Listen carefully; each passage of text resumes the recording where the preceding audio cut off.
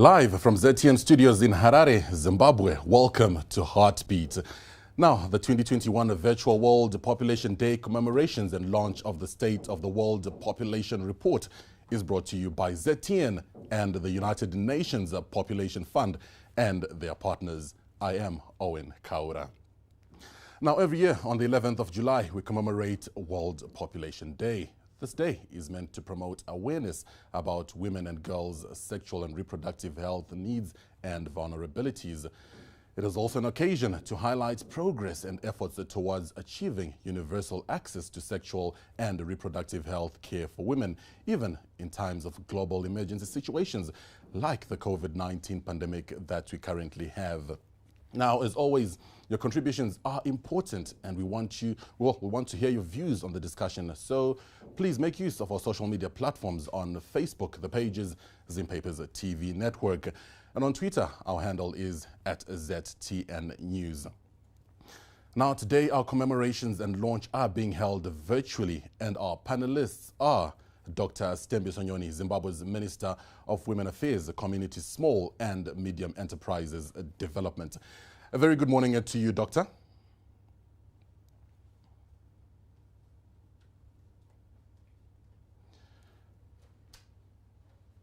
Dr. Nyoni, if you may kindly unmute. Good morning. Thank you so much. There we go. And we are going to be joined later on by Dr. John Mangwiro, who is the Deputy Minister of Health and Child Care here in Zimbabwe as well. Now, Canada's ambassador to Zimbabwe, Christina Buchan, will also share via video link later on. But we have Mr. Ben Catamol, who is the Team Leader, Foreign and Commonwealth Development Office, UK. He's also with us. Very good morning to you. Good morning to you. Great, loud and clear. And from the United Nations Population Fund, we have Dr. Esther Muia, who is the country representative of Zimbabwe, of course. And a very warm welcome to you, Doctor. Good morning and thank you. And also from the UNFPA, we also have the Assistant Representative, Ms. Abigail Msemburi. Good morning to you, Ms. Msemburi. Good morning. Thank you, Owen. Great. Looks like all our panelists are loud and clear. Now, just a bit of background before we get straight into our discussion. This year's State of the World Population Report, entitled My Body is My Own, highlights that nearly half of women, again, nearly half, lack the power to make their own decisions. This is whether to have sex with their partner, about whether to use contraceptives or contraception, and about whether to see a doctor or nurse. And often these decisions are made by others on their behalf, whether they are partners, families, societies, or even the government. Now, the right to autonomy over one's body implies that one must have the power and agency to make choices without fear or violence or having someone else decide for us. Now, intertwined, of course, with the bodily autonomy is the right to bodily integrity, the ability to live free from physical acts to which one does not consent. Now, for many people, especially women and girls, life is fraught with the violations of their bodily autonomy and integrity. In light of this, there is need for continued investment for women and young people's reproductive health and rights. And so, to kickstart our World Population Day commemorations, we will hear from the UNFPA country representative, Dr. Esther Muia. Over to you, Dr. Esther Muia, with your World Population Day message. Thank you, Owen, and good morning again.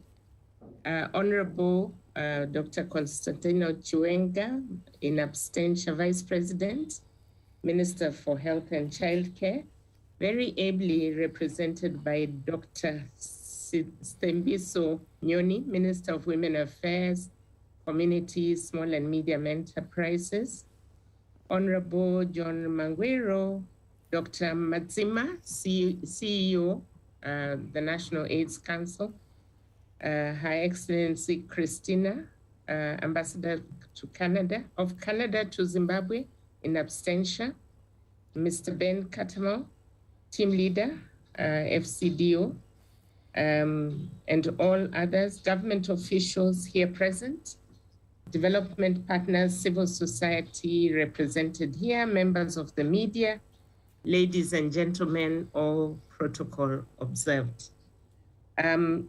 A good morning once again to all of you who have joined us today. Mangwanani, including the viewers and listeners at home, as we officially commemorate World Population Day and launch the State of the World Population Report for 2021. Today is also another important day for our work in that it is the International Youth Day, which is commemorated on the 12th of August each year. And yesterday, World Population Day, which is commemorated usually on the 11th, is also very important for the UNFPA because it is a flagship day that is meant to raise awareness on population concerns, with a special focus on sexual and reproductive health and rights and needs of all, especially vulnerable women and girls. And really, this is towards ensuring development and response to humanitarian situations when they do arise. It is therefore befitting that we launch the 2021 State of the World Population Report as we commemorate World Population Day. As it is popularly known, the SWOP. The SWOP report is published annually by UNFPA, and it analyzes development and at times humanitarian trends in the world, population and demographic trends. And it's really a report that cuts across globally. And therefore, as we launch it, other countries globally are also launching it within this month. This year's SWOP report, as Owen has mentioned, is entitled, My Body is My Own. My Body is My Own shows that nearly half the women, as Owen has pointed out, in the surveyed 57 developing countries are denied their bodily autonomy. And as said, this is really the lack of power to make decisions over their bodies, their health, and their well-being. There are several other issues that really make it more complex, that women are unable to make decisions about their own bodies. Some are cultural, others are religious, others are just passed on, and others are really part of socialization. And as cited in the report, they greatly influence a woman's power to make decisions on her body very often. Now, through this groundbreaking report, UNFPA is measuring both women's power to make their own decisions about their bodies and their health, and to the extent which countries' laws support or may interfere with the woman's right to make some of these decisions. The data shows a very strong link between decision-making power and the higher levels of education. And I think that's why a lot of governments, including Zimbabwe, continue to invest in education, because we know it is a pillar that is critical in development and especially in women's well-being. Now, I think one of the things this year is this launch comes in the context of the COVID-19 pandemic that has unveiled huge challenges in all countries across the world, and the effort that is required to address gender-based violence has even become more prominent during the pandemic. Now, COVID-19 has disrupted efforts to end gender-based violence while eroding any gains that countries had made, including Zimbabwe, in development projections. Now, it is indicated that it could result in additional 13 million child marriages between the years of 2020 and 2030. Now, notably, this is the first time a United Nations report focuses on bodily autonomy, the power and the ability to make choices about your body without fear of violence or having someone else to decide for you. This lack of bodily autonomy has massive implications beyond the profound harm to individual women and girls, as well as families, and really the community as a whole.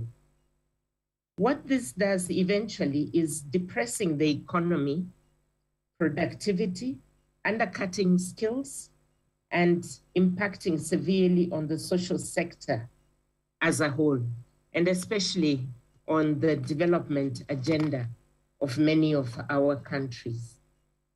Harmful practices come down to the assumption that the rights and well-being of individuals, often women and girls, and sometimes those more vulnerable among this group, most times rooted in gender inequality, they result in women controlling girls' bodies not being that easy. Many harmful practices are human rights violations, really, because they arise from discriminatory norms that perpetuate inequality and are often imposed on women and girls regardless of consent. Coming closer to home here in Zimbabwe, we know that gender-based violence remains a huge problem affecting many women and girls. It has been found that 1 out of every 3 women and girls between the age of 15 and 49 years have experienced some form of gender-based violence at least once in their lifetime. 1 out of every 3. Now, intimate partner violence remains rife. Many women are subjected to abuse and violence at the hands of intimate partners. And in Zimbabwe, it was found during the demographic and health survey and mix that about 90% of perpetrators of gender-based violence are husbands or intimate partners. Now, Zimbabwe is one of the 20 countries with African countries with the highest child marriage rates. According to a 2019 survey, again, it showed that 34%, in other words, about out of every 3 girls or women who are now aged 20 to 24 in that cohort, first married or got into a union before the age of 18. And remember, when they do get into marriage early, what happens biologically, physiologically, their bodies are not yet well prepared. And these are the ones who end up with a lot of complications during childbirth and will continue to contribute to the high maternal deaths that we see, which are unacceptable, since really no woman should die bringing a life into this world. But when we marry them off when their pelvis are still small, when their body is not ready to carry another human being, are we doing justice to them? And when young girls are married off at this very tender age to older men in the name of culture or religion religion. A case in point is the very recent story in the media and social media of this poor child of 14 years who died while giving birth at a church shrine. This really brought tears to many of our eyes. And we all imagine the grandchildren we have, the children we have. I mean, when I look at 14 years, that's the age of my grandchildren. And you can't picture a child having another child, leave alone taking care of a man who is 5 times her age. And really, it's something that we need to rise up against. Others really are married off to appease the girl, the spirits. I understand it's called Ngozi, for crimes that they really did not commit. Are we really doing justice to these children? I don't even want to call them to these ladies. They're not ladies, they're babies, they're children. Economic hardship and the socioeconomic impact of protracted droughts have been blamed. But now it has been exacerbated by COVID. Why? Because there have been job losses and decreased household incomes. And what is happening is the poverty levels are rising even more rapidly than anticipated. So what is the result of this? We are really contributing to the increased risk of child marriages as a coping strategy for a number of constrained households and alternative income sources that some see as low-hanging fruit, and yet actually it's criminal what is happening. The teenage pregnancies of many young girls, of course, like I mentioned, increase the risk of maternal deaths. But it's, you know, if you don't die and you survive, then you have birth injuries such as fistula.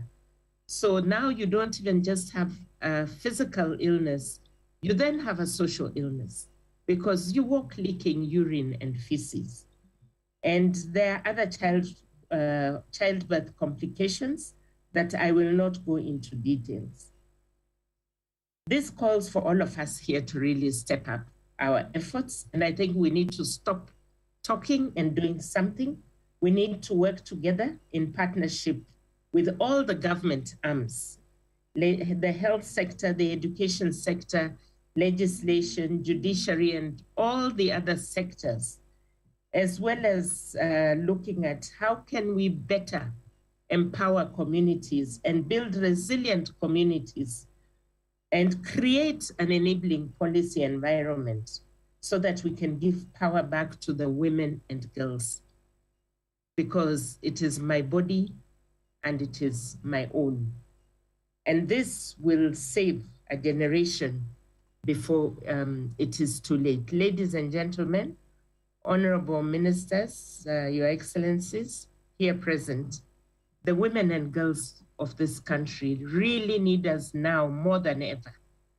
We must rally together. We have seen how the COVID pandemic is further diminishing women's autonomy by sharply increasing gender-based violence, barriers to healthcare, unintended pregnancies, job and education losses, and I could go on and produce 10 pages of the losses. However, a woman who has control over her body is more likely to be empowered. And many of us in this room as women today, because we have had the power to have control over our bodies during our lives, we have been able to move on to other spheres of life. Is it being fair not to give others a chance?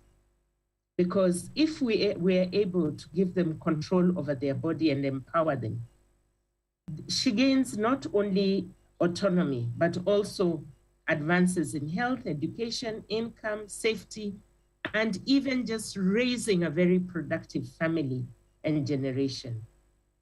I put it back to you. Let us all support efforts to ensure the women and girls who are free from abuse have greater bodily autonomy. It is a collective and shared responsibility that we should all be held accountable for. Before I conclude, may I acknowledge ongoing efforts to end gender-based violence in Zimbabwe with various partners. The government of Zimbabwe is leading us. Thank you, my sister, Dr. Nyoni, Honorable Dr. Nyoni, in leading the efforts to prevent and respond to gender-based violence. Thank you, Dr. Chiwenga, Dr. Mangwiro. The health sector has been in the forefront, and we thank the judiciary and all the other sectors that are beginning to rise up. The Ministry of Home Affairs with the victim-friendly units. Together we are just beginning to make a difference.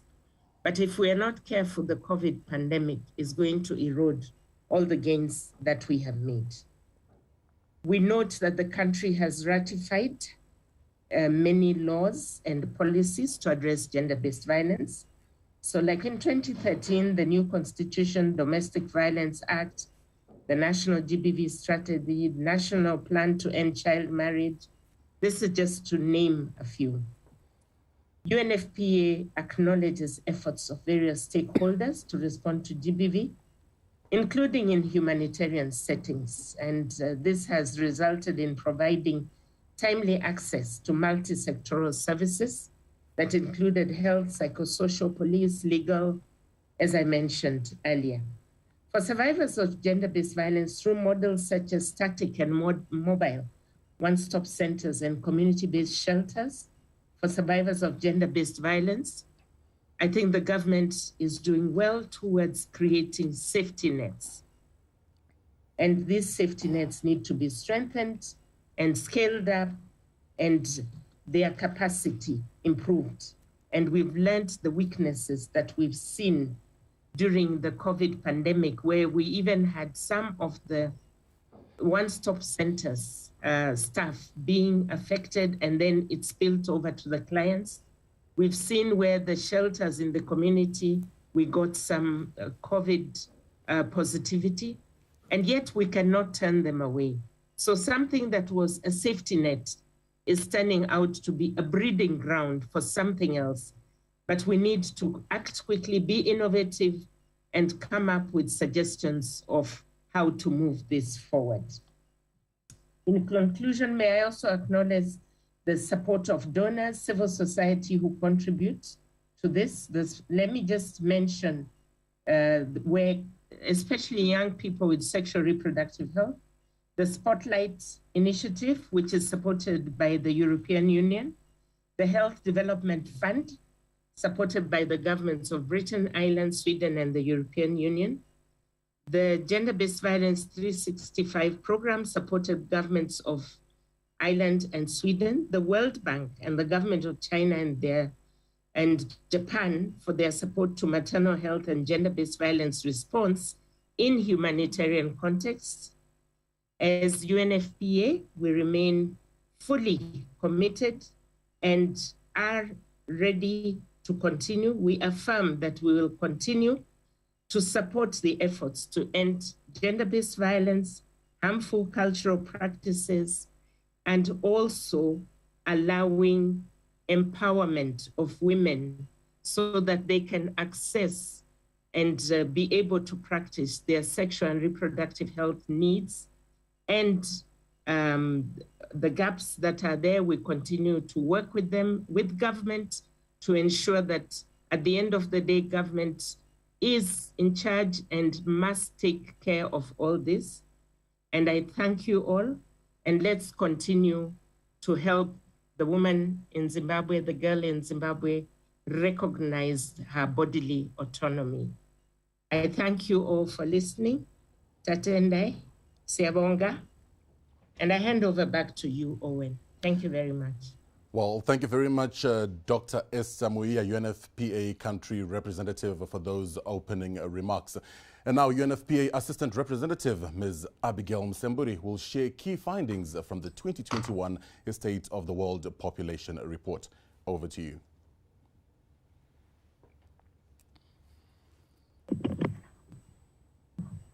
Okay, thank you so much, Owen, for giving me the platform to give very quick overview of the findings from the 2021 SWOP report. I will share the screen. Please let me know when it's come on so that I can continue with the presentation. Can you hear me okay now? We can hear you loud and clear, Ms. Msemburi. Yes, and your PowerPoint presentation is now on screen. You may go ahead. All right, thank you very much. Okay, so I think as Dr. Esther Muia did mention that this year, 2021, the theme of the report is My Body is My Own, and it's claiming the right to autonomy and self-determination. So this report really looked at quite a number of issues, but really summarized under two key areas, and we are going to discuss them in a few minutes. So when we talk about the autonomy, what are we talking about? This notion emerged in the 1970s. But when it started, it really started with feminism in the picture. But as it progressed into 1994 at the International Conference on Population and Development, there was a broadening of the aspect of autonomy to include all other factors around empowering of individuals. And this was re-emphasized in 2019 in Kenya at the Nairobi Summit on the ICPD 25, where quite a number of countries, I think most of the countries actually did commit to a voluntary commitment which ensured on bodily integrity and autonomy. And this really has helped to have individuals make decisions about their body, about their health, and about their well-being. And what's important is that once you do that, and you give women and girls their right to their bodily autonomy, you empower them. And once they are empowered, they are likely to be able to have a lot of much more control in the other spheres of their lives. So let's look a bit closer to what determines a woman's decision-making power. There are 4 critical areas that we really need to look at to see what determines a woman's decision-making power. And this is coming out of the report, so I'm just giving it very briefly, and then we can go into the results. So the community where the woman lives, it really has a lot of impact on how, at what level a woman is able, or a young girl or an individual is able to make their decision. It's influenced by the values within that community, the norms within that community. There's also the health system that the individual interacts with. What type of health system are they interacting with? What is the proximity? Are they very far away? Are they very near? What type of care are they getting? There's also the very immediate environment for the individual. Here we are talking of partners, spouses, we're talking of relatives and extended family. And what's key within that, that family setting is communication. What type of communication goes on within that family? And then, fourthly, the socioeconomic factor. To what level? I think Dr. Esther Mia did allude to it. To what level are women and girls educated? The more they're educated, the better they get to in terms of making informed decisions. Are they living in rural or in urban areas? So if we go into detail on these factors that we've just mentioned, like we said, community really impacts on the norms and values that impact on the women in terms of discussing and deciding on matters pertaining to sexual and reproductive health with men that they live with. In some communities, it is taboo to talk about sexual and reproductive health with men, but in others, it's an open discussion. So it depends on the context. We've talked about the health system, and an additional factor that I really need to add there is some health systems might not facilitate that autonomy because there's absence of adolescents and youth responsive services. There's also, when they get to the hospital or to the facility, there are shortages of preferred methods of contraception. So the individual decide they will not go to that facility. And sometimes they come across poor quality or poorly managed services, or even judgmental, will ask questions and that will not even keep the privacy of that individual, as per their standard. When we go to interpersonal relationships, I think we've discussed this, I've mentioned this, it's about the husband, the partner, and the extended family. And what's notable within this interpersonal relations as a factor that affects the women's autonomy or individuals' autonomy, they talked about family members, and mothers-in-law in particular were mentioned, that their voice is heard within the family. They do have an influence in the family, so they play an important role in decision-making. And we spoke about the socioeconomic circumstances, so I will go past that. When when we look at bodily autonomy, it really depends on gender equality and expanding choices and opportunities for women and girls. And in 2015, all countries endorsed the 2030 Agenda for Sustainable Development with 17 goals. And one of the goals, which is the fifth goal, is on gender equality. And at the Nairobi Summit in 2019, the governments, once again, they committed to the 3 zeros of zero maternal mortality, zero unmet need for contraception, and zero sexual and gender-based violence and harmful practices. So you'll notice that within these 3 zeros, there is that full realization of bodily autonomy for women and girls.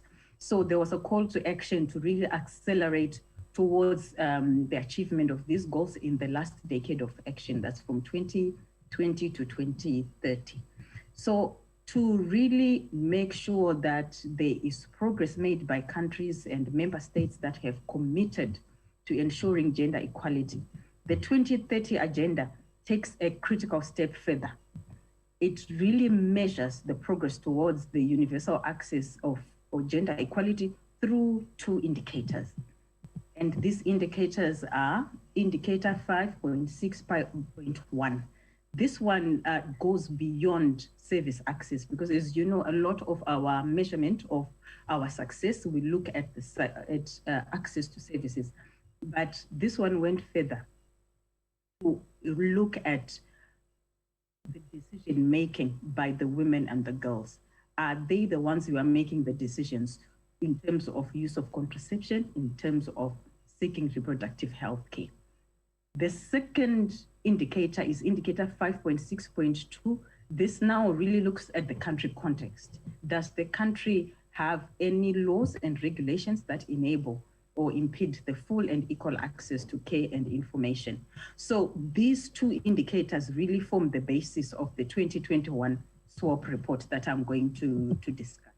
So let's start with the first indicator of 5.6.1.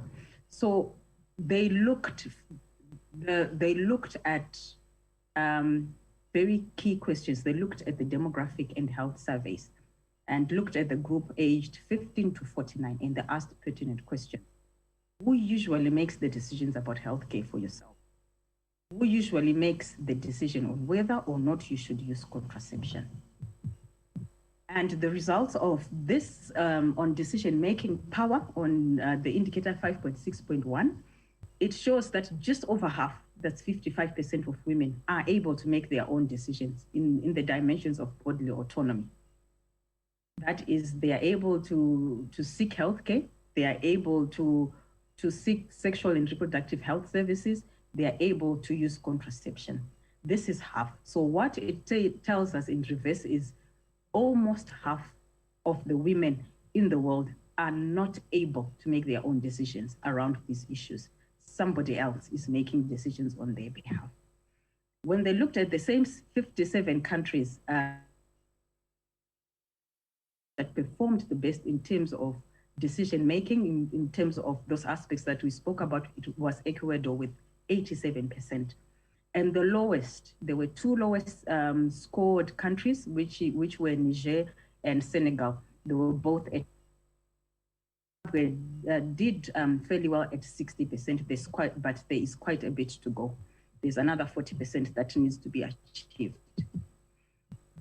So when decisions are made by other people, for individuals, for women and for young girls, there is a denial of bodily autonomy and integrity.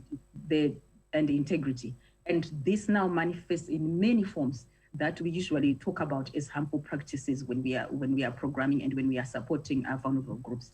So in Zimbabwe, we've seen child marriages. We've seen there's also an aspect of age-appropriate comprehensive sexuality education. There's also an aspect of forced marriages. But in other countries, broadly speaking, in Africa and globally, additional harmful practices include forced sterilization or even contraceptive use, and also the female genital mutilation and reproductive coercion. So these harmful practices are what we are talking about today, and we are saying that we need to empower individuals. We need to empower women and girls that they are able to make decisions so that they avoid being survivors or victims of these harmful practices. Now we go to the second indicator. That is the number of countries with laws and regulations that guarantee full and equal access to women and men aged 15 years and older for sexual and reproductive health care, information, and education. So this is the second component of the report. So just in general, international treaties and declarations do provide the foundation for the right to bodily autonomy and integrity. And member states, in turn, they make sure that they have laws in place that protect, but sometimes they do deny bodily autonomy. And governments really, when they put laws in place, putting laws in place is not good enough. They need to take action to effect the change they want to see. And sometimes the laws that are in place cause some confusion, and this really poses a challenge for service providers, for implementers of the law or enforcers of the law. A good example is, I think it was last year, 2020, there was in our parliament, there was a debate around the age of consent and the age of legal majority. If you remember, it really brought and big debates around it because it was causing a lot of confusion. So the report does mention and does recognize that when there are conflicting laws, those need to be looked at. Those need to be aligned. So from our last year's experience, I'm sure there could be some room for picking up that discussion again and to move it forward for that alignment. So for this indicator, they looked at 75 countries to see what the data said.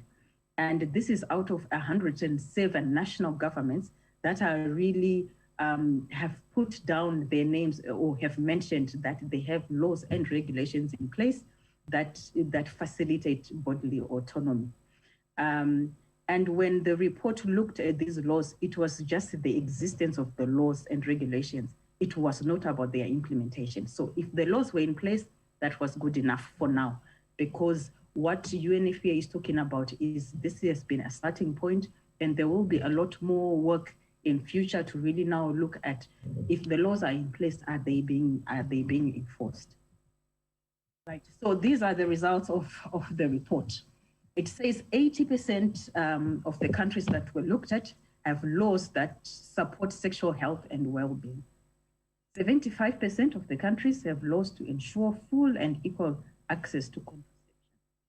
And then 56%, which is significantly low, have laws supporting comprehensive sexuality education. So you can see that with all these, with these laws, there's for improvement by the countries globally.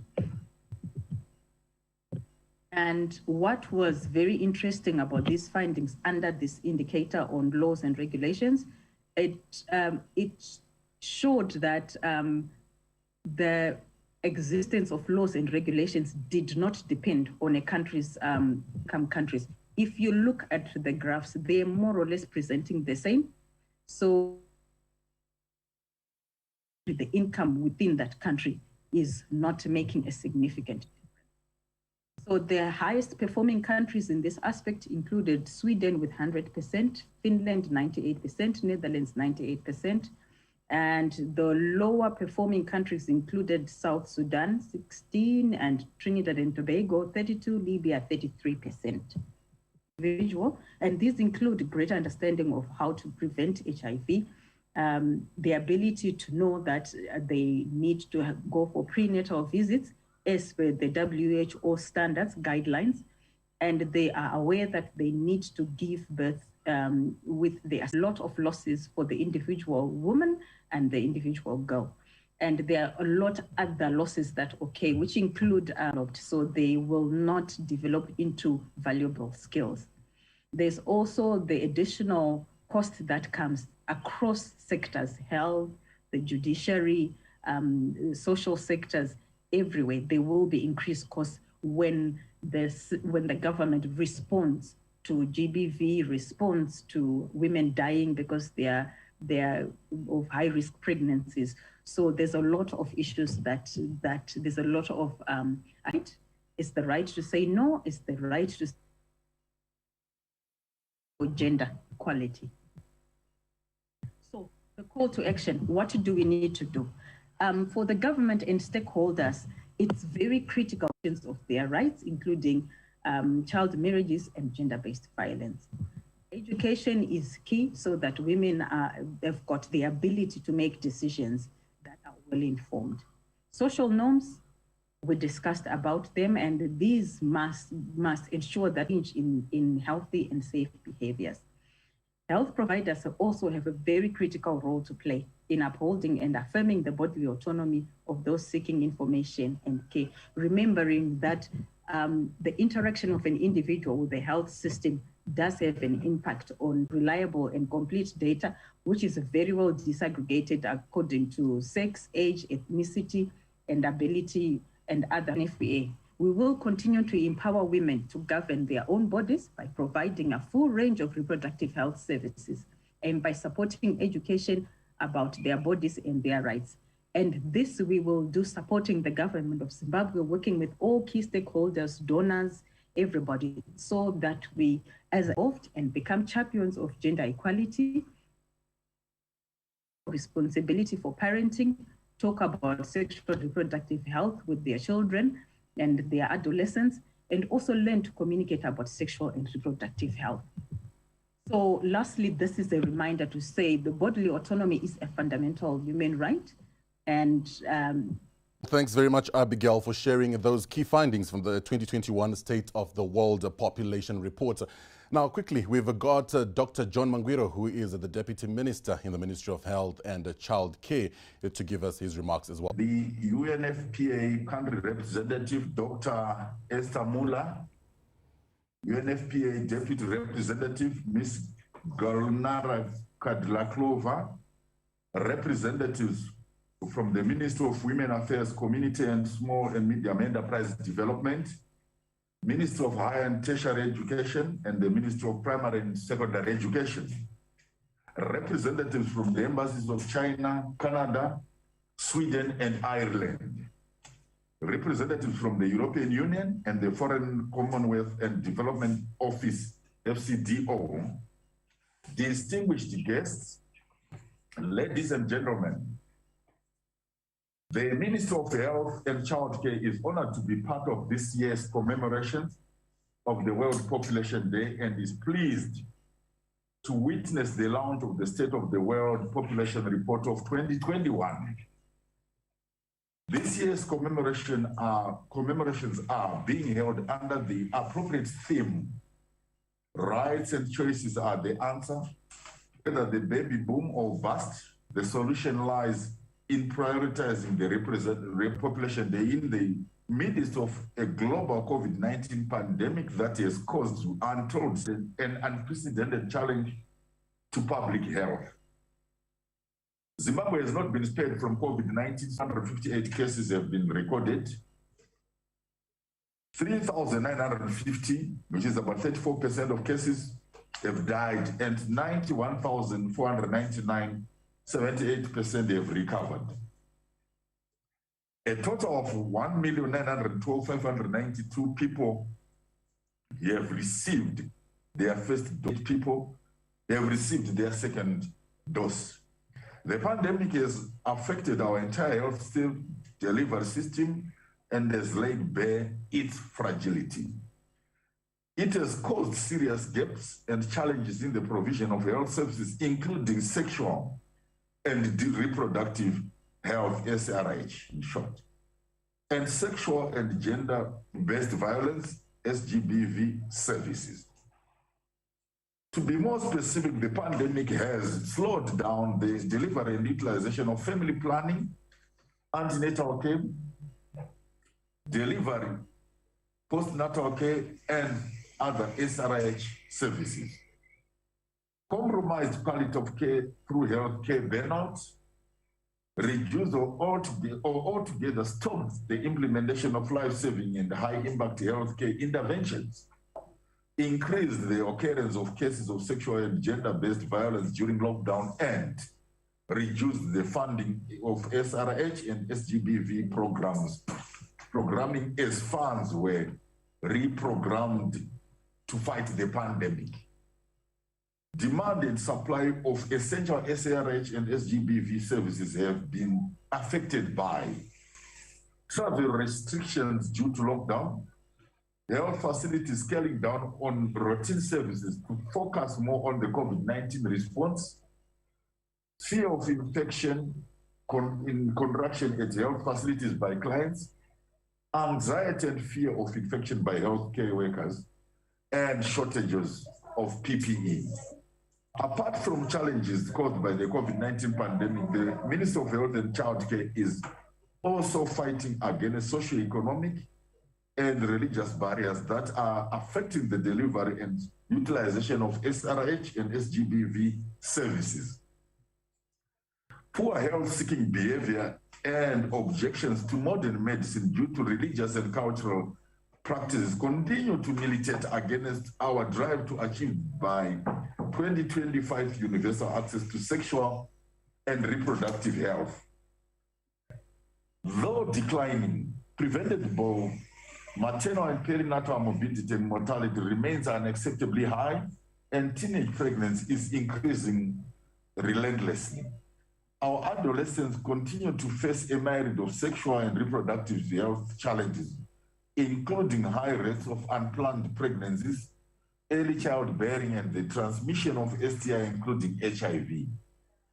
As we commemorate the World Population Day today, we are reminded of the marginalized and the challenges they are facing in accessing SRH and SGBV services that are age-appropriate, safe, equitable, affordable, acceptable, and accessible. Sadly, we also remember thousands of young people that are morbid and those that have died due to the avoidable SRH and SGBV related cases. Memory Machaya, a 14-year-old girl who passed on last week at a religious shrine in rural Marangi, is one such young person. It is horrifying to realize that Memory was an adolescent girl who had an early marriage, was sexually violated, experienced early childbearing, and was denied access to modern health facilities from a health facilities. However, notwithstanding the challenges highlighted, the Ministry of Health has come up with high-impact and cost-effective ways or strategies to ensure continuous availability of essential SRH and SGBV services to all people during the COVID-19 period and beyond. The ministry is implementing the following strategies to strengthen our resilience to the COVID-19 pandemic. Telemedicine /tele-OPD. The ministry received support from partners to implement telemedicine at all levels of care. The intervention involves remote consultations among healthcare workers at different levels of care. This has ensured continuous availability of consultation and risk assessment services to clients even during the peak of the pandemic. Use of digital social media platforms for health promotion. The ministry has embraced use of various digital social media platforms such as Twitter, Facebook, and YouTube to inform the public on the availability of health services and to encourage them to visit health facilities to access the services. These platforms have also proved to be very useful and handy in the fight against myths, misconceptions, and misinformation about the pandemic. Use of both print and electronic media, newspapers, radio, and TV has also helped to disseminate correct information about COVID-19 and to encourage people to access health services from our health facilities. Alternative training /mentorship methods for health providers through e-learning platforms and Zoom. We have also digitalized most of our in-service training materials and have rolled out virtual trainings to capacitate our healthcare workers to manage emergency health complications during the COVID-19 period and beyond. Remote conferencing ICT solutions such as Zoom have enabled the continuation of essential capacity building activities during the lockdown period where face-to-face meetings and traveling were prohibited. The digital platforms have also enabled our healthcare providers to conduct virtual audit or review of maternal and perinatal death for continued quality improvement and accountability in the provision of maternal and newborn health services. Digital system to routinely monitor the health situation in the country during the COVID-19 period. We also developed a digital system to weekly track, monitor, and report to the availability of health services, human resources, and drugs during the COVID-19 period. The system is available in all public health facilities at all levels of care and is meant to monitor the impact of COVID-19 on the provision of essential health services so as to inform appropriate mitigation measures as well as resource allocation and mobilization. 2, monitor the impact of any mitigation measures to inform policy so as to adjust the choices of measures as well as their timing and intensifying. This system has played a pivotal role in propping our efforts to ensure continuity of essential health services across the life course. The ministry is also working with various religions to address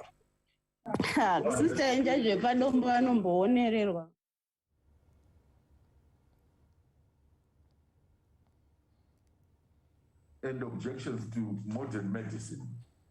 Ladies and gentlemen, allow me to acknowledge the support that the Ministry of Health has received from partners towards improving the availability of SRH and SGBV services at all levels of care. We also acknowledge the political will and support received from His Excellency the President, Comrade E.D. Mnangagwa and his team in fighting COVID-19 and opening the space for comprehensive SRH and SGBV programming. Lastly, I would like to appreciate our healthcare providers for their determination and resilience in fighting COVID-19 and in providing SRH and SGBV services, even during these harsh working environments. I encourage you all and your loved ones to go and get vaccinated, and please encourage other people to get vaccinated. I thank you. Tatenda Siavonga. Thank you. Well, thank you very much, Dr. John Mangwiro, Deputy Minister in the Ministry of Health and Child Care. We are also indeed privileged to have Zimbabwe's Minister of Women Affairs, Community, Small and Medium Enterprises Development, Dr. Stembiso Nyoni. And on this occasion, I kindly ask you, Dr. Nyoni, to share your solidarity remarks.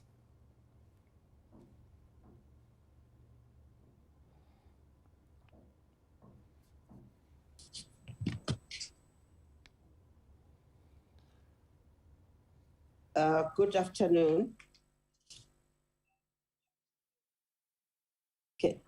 Can you hear me? Yeah, Dr. Nyoni, you may go ahead. Thank you very much. Thank you very much. It is my pleasure to be part of this event. Let me start by saying all protocols observed as Honorable Mangwiro has addressed all the protocols. I am really glad to be part of this commemoration of the World Population Day 2021 being held under the theme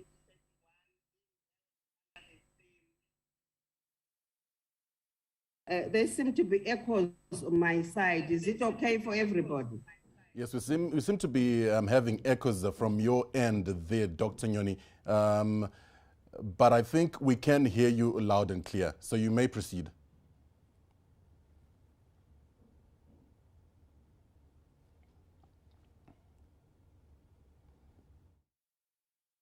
Any other devices around you, Dr. Nyoni, we kindly ask you to switch them off, or maybe just mute them as well, so that we don't have that feedback and echo.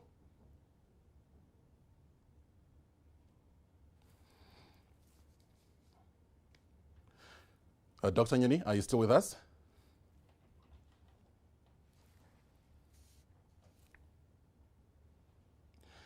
So maybe whilst we are waiting for Dr. Nyoni to have her devices sorted out, we will proceed with the program, and then we'll have her coming in as soon as she gets sorted out. But I understand everything is now in place. I can hear Dr. Nyoni now, and everything has been sorted. Dr. Nyoni, please go ahead with your remarks. Thank you very much. This year's theme is a reminder that countries, including Zimbabwe, have an obligation under international human rights law to put in place measures to safeguard and the protective health and rights of all people, especially for women and girls. More specifically, how do we safeguard the health and rights of women and girls in our current context as we are faced with the global COVID-19 pandemic? The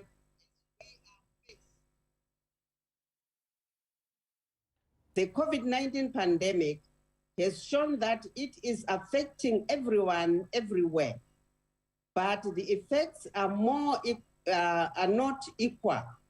It is not a secret that the pandemic is deepening existing inequalities and vulnerabilities, particularly for women and girls.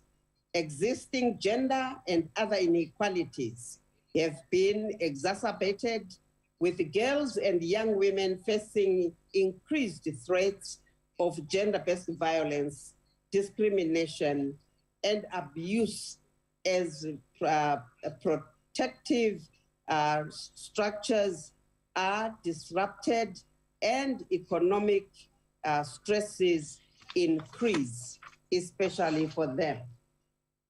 Women and girls are facing an unequal set of challenges, which include access to sexual reproductive health and rights services and domestic violence, while men and boys also face challenges of limited financial capacities to fend for their families. As we talk today, the right and choices regarding reproductive health, it is disturbing to note that we still have pockets of our communities that are denying these rights to women and girls. My ministry has been alerted of the very disheartening report taking its results on the social media of this 14-year-old, I think the deputy minister has also talked about it, who died while giving birth at the shrine in Bocha Marange in the Mutare district in Manicaland. I would like to inform the nation that we are working with the relevant authorities and the stakeholders, and I'm reliably informed that the culprits have been arrested and the law is taking its course. The case, however, serves to remind us that child marriage is still rife in our communities. it puts the girls under very difficult conditions, denying them of their rights to education and also their rights to health, exposing them to gender-based violence and HIV and AIDS and other health-related conditions. But above all, it may put these young mothers into perpetual cycles of poverty. The Constitution of Zimbabwe, the supreme law of our country, outlaws child marriage and clearly puts the age of marriage at 18 years.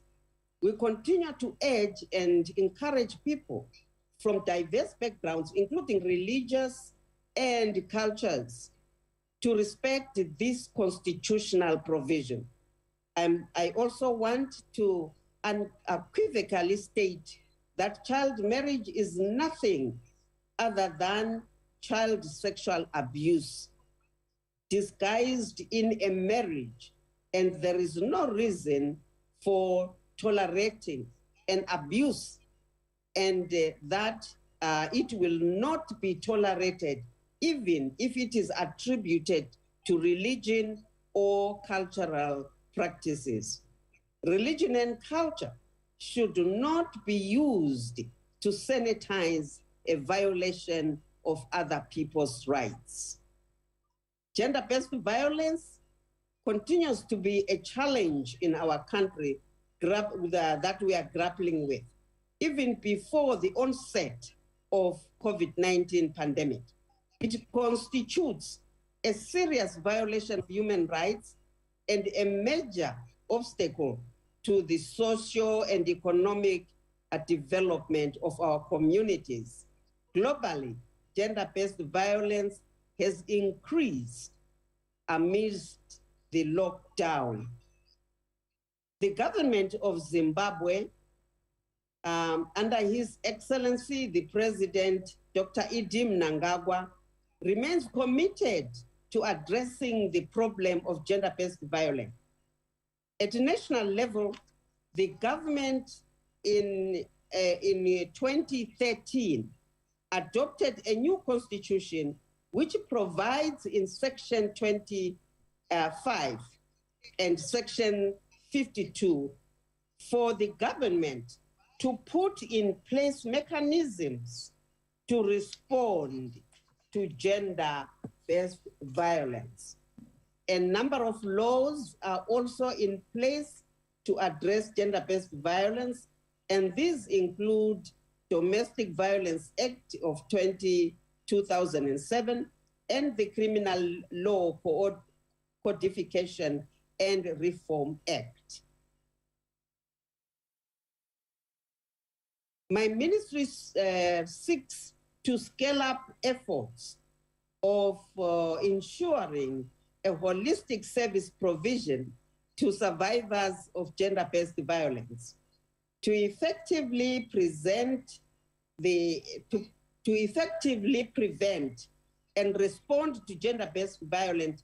A multiple sectorial and interagency approach is needed. Community services, protection, health, security, and legal sectors must work together to ensure that a comprehensive approach is implemented and that gender-based violence is prevented and the response is integrated and integrative. A survivor-centered approach is also upheld, and this approach guarantees anonymity and minimizes any potential for compromised confidentiality. Further, the model strengthens the gender-based violence referral system and allows the integration of gender-based violence services to ensure the best for our survivors. I am glad to advise that my ministry, together with partners, we are working hard to ensure that gender-based violence services are availed, as they are indeed critical and essential service. Our gender-based violence one-stop centers continue to operate. And where we do not have static sites, we are implementing mobile outreach services to ensure that we reach as many communities as is possible. I want to thank our partners for the tremendous support they continue to give us. May you continue to do so. Support us in our prevention and response efforts across the length and breadth of our country, covering all wards, districts, and the provinces. This is what the government is doing, and together we can safeguard the health and the rights of women and the girl child. I want to thank you. Tinotenda Siyabonga. Well, thank you very much, Dr. Stembiso Nyoni, there for your remarks. We'll now quickly move on to Mr. Ben Katamel, who is the team leader for Foreign Commonwealth Office and Development. That's from the UK. He is also with us. Over to you, Ben.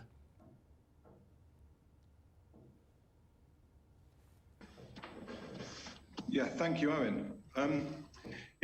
Honourable Dr. Constantino Chiwenga, Minister of Health and Childcare, in absentia, represented by Honourable Dr. Maguero, Deputy Minister of Health and Childcare, Honourable Dr. Nyoni, Minister of Women's Affairs, Community and Small and Medium Enterprise Development, and UNFPA Representative Dr. Esther Moya.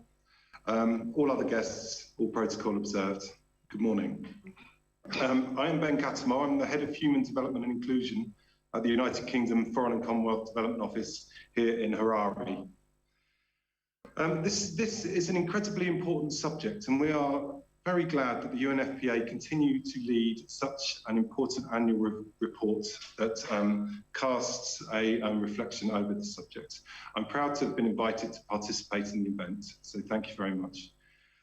The rights of a woman or girl to make choices over her own body without fear is critical to their health, their well-being and future development, and of course it's a fundamental human right. Constraining those rights is not just bad for individuals and communities, but also for society as well.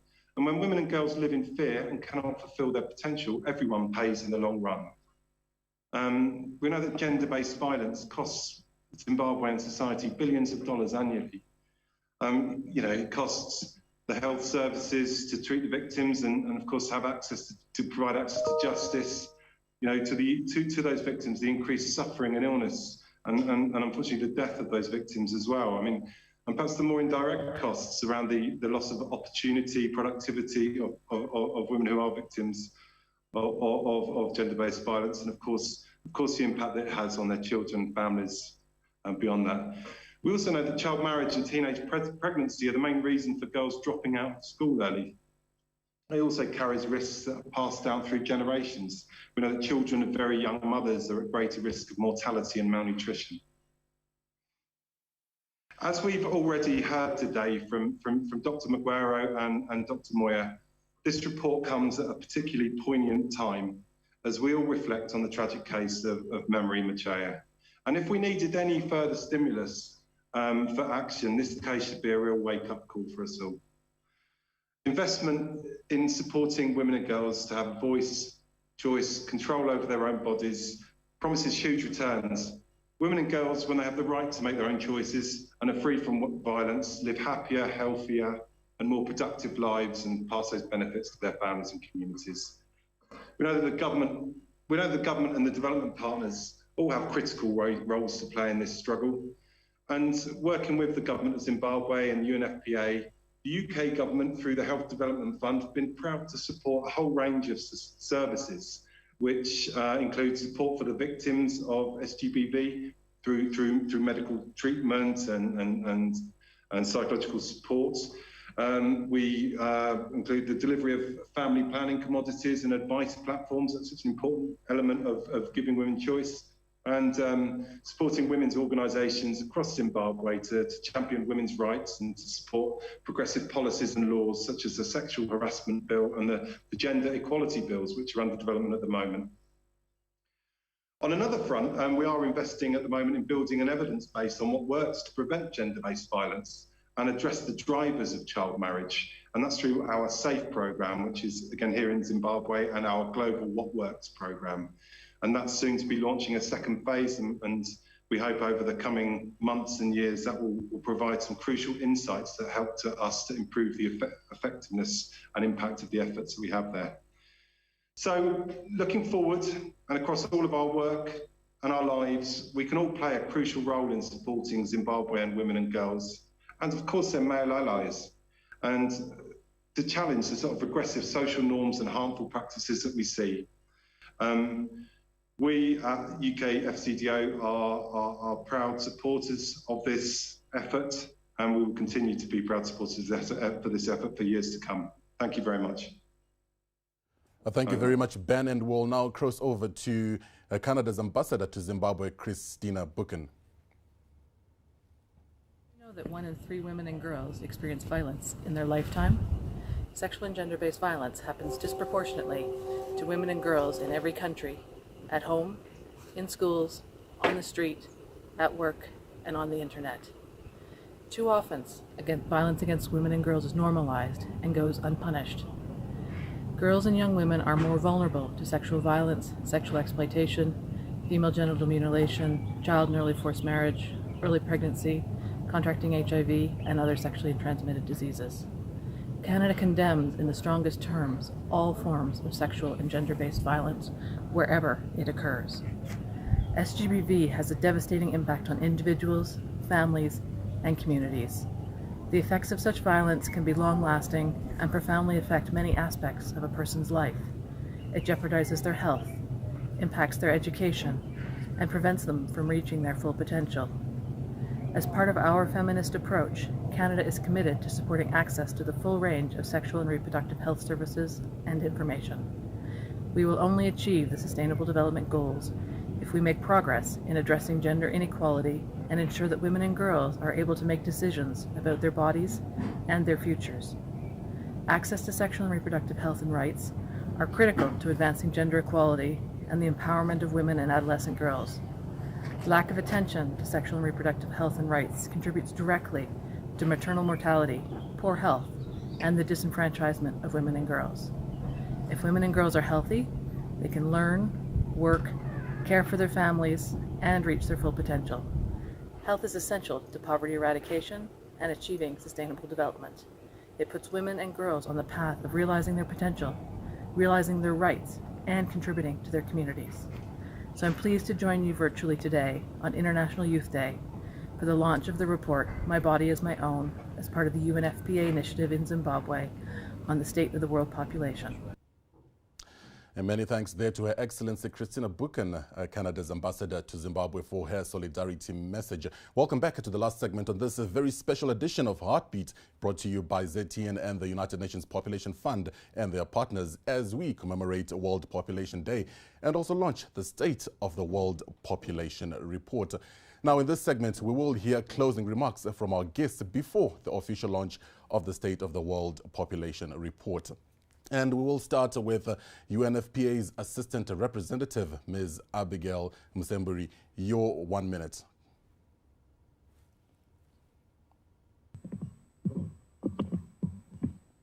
Thank you very much, Owen, for the time. And I think what's really critical, what I really would like to say here is we as stakeholders, we as partners have a very significant role to play to bring on and support bodily autonomy, to ensure that women, girls, and even boys are able to make decisions about their body, about the health services they access, and as they grow older, contraceptive use. So I think let's continue to work as partners to make this a reality. Thank you very much. Thank you very much, Abigail. And now on to Dr. Esther Muia, who is the UNFPA Zimbabwe country representative. Your 30 seconds, Doctor. Thank you very much. My cut on this is that we need to work together. Despite the challenges, despite all that comes in, together we shall overcome and allow the woman to have her bodily autonomy, and we shall see a better nation, because there is no nation without a mother. That's my cut on this today. And of course, we'll also hear from Ben. Ben, are you still with us? Your closing remarks? Yes, hello. Sorry, Owen. Yeah, thank you, Owen. Yeah, I should echo the comments made by Abigail there and Dr. Moya. We've all got a critical role to play in this effort. It's going to be difficult. It's going to take time, but it will make a huge difference to society and to the lives of many people. We look forward to working with you all. Over. We now move on to Dr. John Mangwiro, Deputy Minister in the Ministry of Health and Childcare. Dr. Mangwiro. Yes, thank you very much. I'm sure this has been a worthwhile discussion, and I'm sure it will go a long way in making sure our women are respected, and that we need to continue to understand that women who are less than 18 years old remain children. We need to treat them as such. We need to respect them. And I wish to say thank you to Dr. Nyoni in updating us that the culprit who abused this young girl has been caught. We wish he could be sent away for as long as is possible, because this is horror film taking place in front of our eyes. I want to encourage everyone that it's only us who can continue to protect our children. We were children at one point. If we had not been protected, where would we be? Let's protect our country's future. Let's protect our future leaders. Let's protect our mothers. Like she rightfully says, there is no country without a mother, for that matter, a grandmother. And there will always be little girls that need to continue being protected by us, the responsible authorities, people, and whether it's religion or whatever culture, we need to change these things dramatically and urgently. I thank you. Well, thank you very much, Dr. Mangwiro. And before we proceed to the launch of the SWAP report, I'm going to kindly ask Dr. Stembiso Nyoni to give us her closing remarks.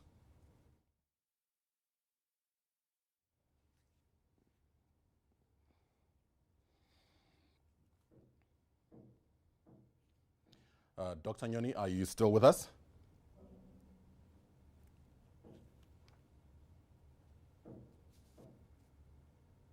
Yeah, yes, I am.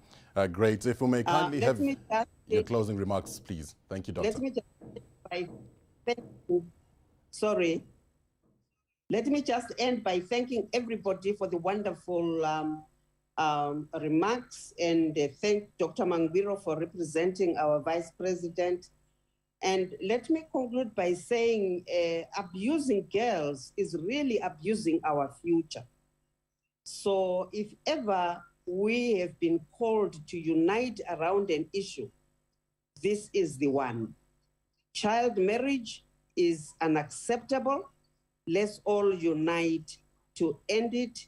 By ending child marriage, we will be ending sexual abuse for girls, and therefore building a good crop for womanhood for our nation. Thank you. Well, thank you very much, Dr. Stembiso Nyoni there. And of course, thank you very much to our guests and of course you for joining us on this very special edition of Heartbeat, the 2021 Virtual World Population Day commemorations and launch of the State of the World Population Report. And we end the show in a special way.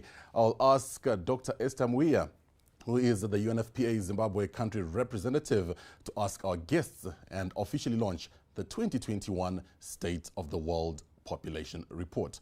Over to you, Dr. Esther Muia.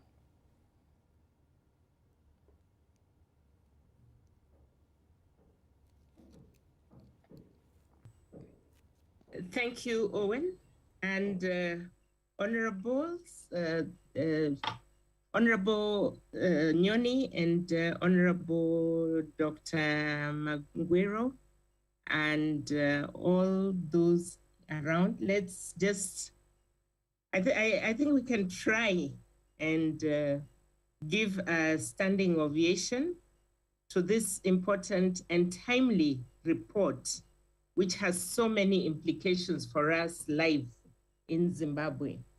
Without COVID, it would have been different.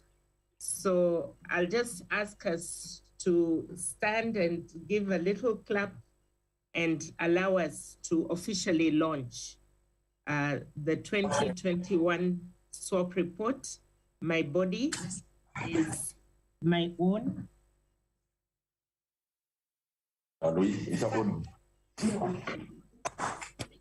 Okay, so let us now officially launch. And as I launch, I'm handing over to the two ministries, because I think, as you have pointed out, this report is critical, and you are going to take the lead on ensuring that women and girls in Zimbabwe continue to be protected beyond, so that we can become a proud, productive Zimbabwe tomorrow, because we have allowed the woman to express her body as her own.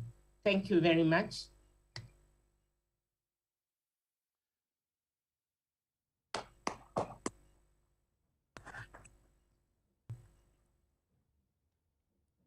Thank you all, and I really appreciate your attendance to this function. And we look together to the new normal as we move into really addressing our development agenda, where our sectors are very critical in doing this.